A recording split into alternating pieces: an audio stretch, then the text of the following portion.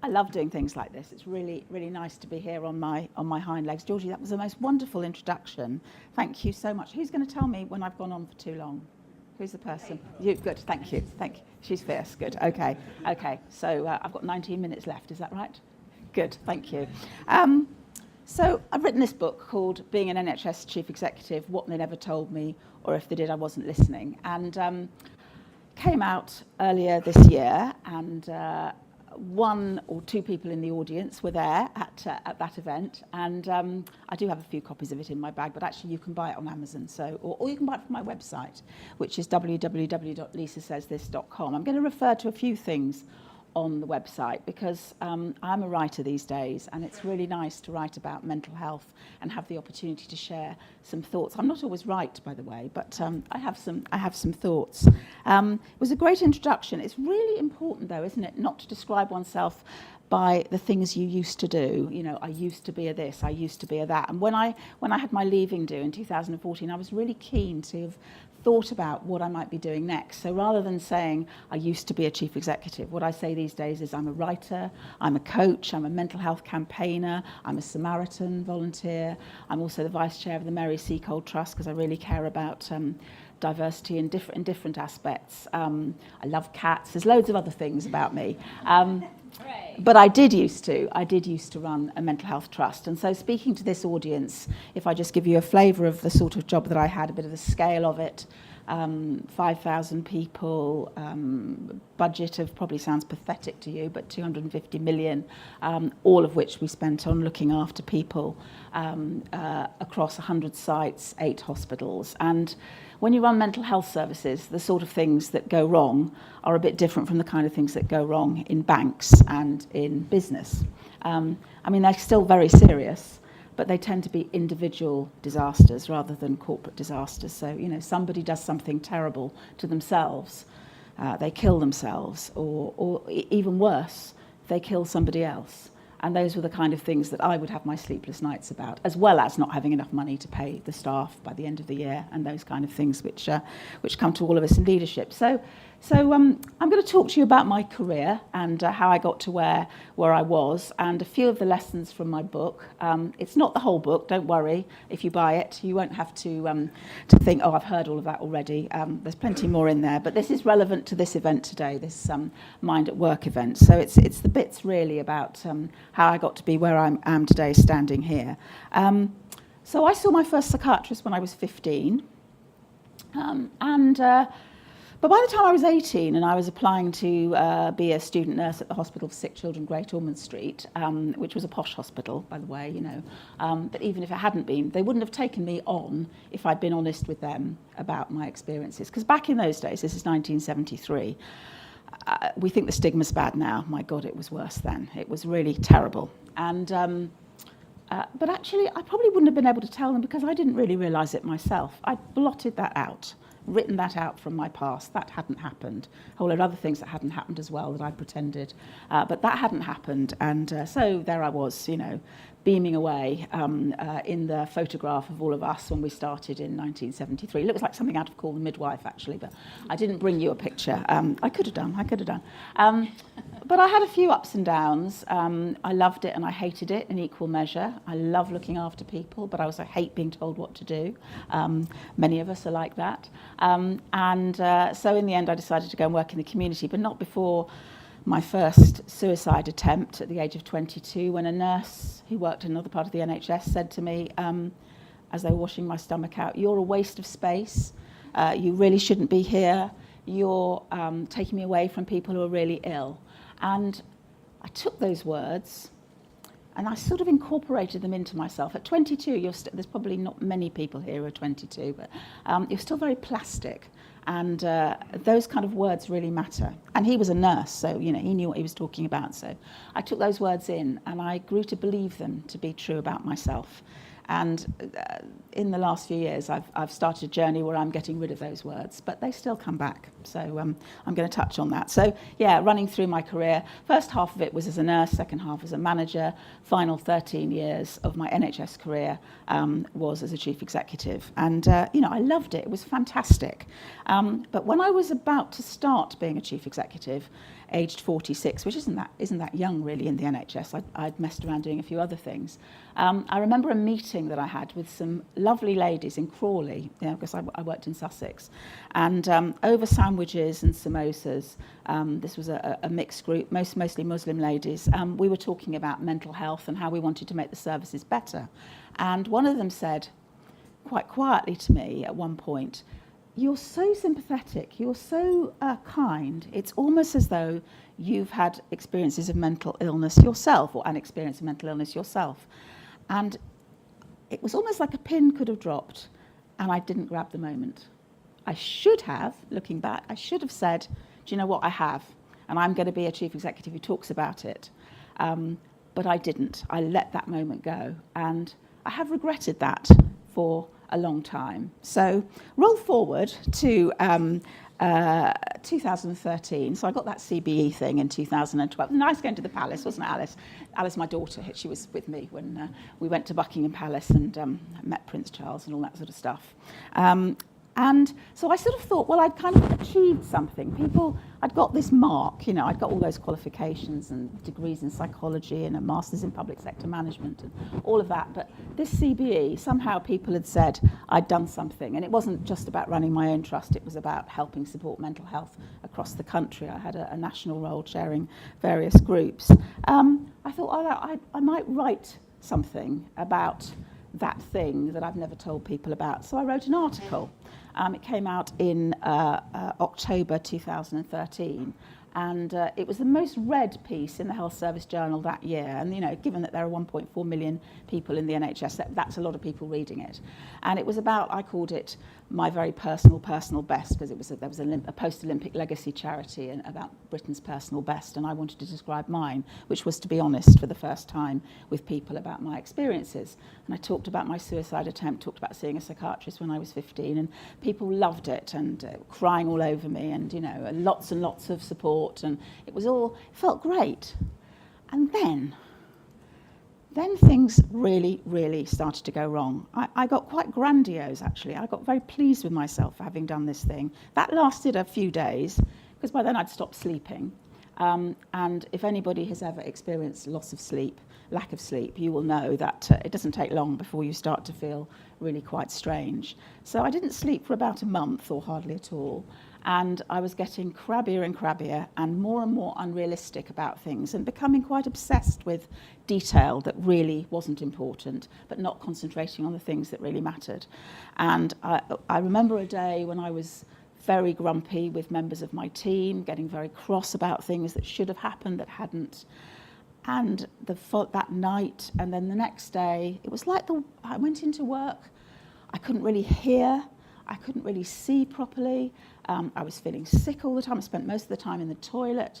I was wandering around looking like a ghost, and somebody said, "You really should go home." I have no idea what happened that day. It's all a blur. And as I was driving home, I was thinking, I'll just crash the car because I'll just, sort it out. But then I thought it was going to cause so much trouble, and I didn't really want to do that to other people. But I wanted to be dead myself. My goodness, I wanted to be dead. And I got home and kind of my world fell apart, really.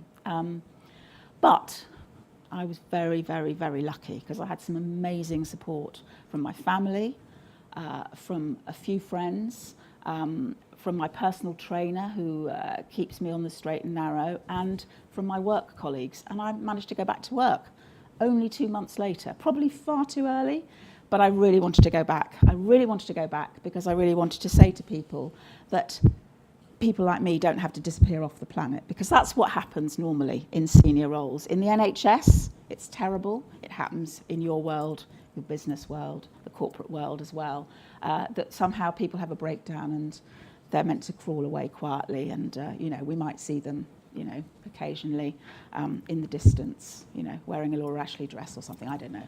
I didn't want to do that.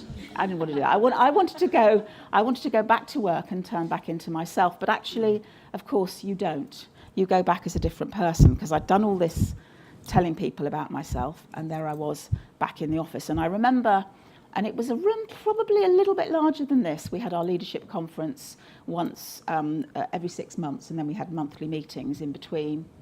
So about 250 people, and it happened to be that week. And I just thought, well, it would be weird if I didn't show up. So I sat in the front row very quietly and between two colleagues, and got up to speak. And honestly, you could have heard a pin drop. They were. And I said, I don't know what I said, no idea really, just burbled a bit. And apparently one psychiatrist said to another psychiatrist, and this was somebody who was not, my greatest fan, shall we say, say what you like about Lisa, she's got balls, which apparently is a really big compliment. I didn't know that.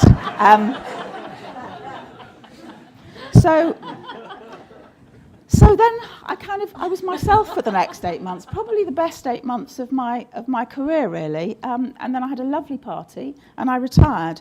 And at the retirement party, I said I was going to write this book. So why did it take 4 years to write the book when I said I'm going to write it in the next year?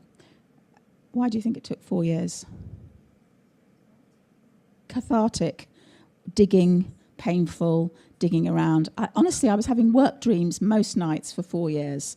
And always I was back at work, and always I was in some office somewhere that wasn't my own office. And it's funny you talked about secretaries. I had no secretary. There were secretaries, but they weren't working for me. I didn't have anybody to make the coffee. I didn't have anybody to open my posts. I didn't have anybody to show my visitors in. I didn't have any work to do. And I'd go off looking for somebody, and I realised actually really what I was doing, it was sort of occupational therapy. They were just letting me keep going into work. I've stopped having those dreams, thank God. The book has got it out of my system. So that's really great. But what have I learnt from all of this? What have I learnt from all of this? The first thing I've learnt, it's my favourite psychology quote from Carl Rogers, many of you will know, humanistic psychologist. He said back in 1961, "What I am is good enough if I would only be it openly." If you take nothing else away, take that away from me tonight. If you're open with yourself, you can then be open with others, and life becomes so much easier. You would think a sort of extroverted personality like me, I'd find that easy. Absolutely not. Absolutely not. I'm past master at pretending to be okay when I'm not. So what I am is good enough if I would only be openly. That includes being honest with yourself when you're not okay.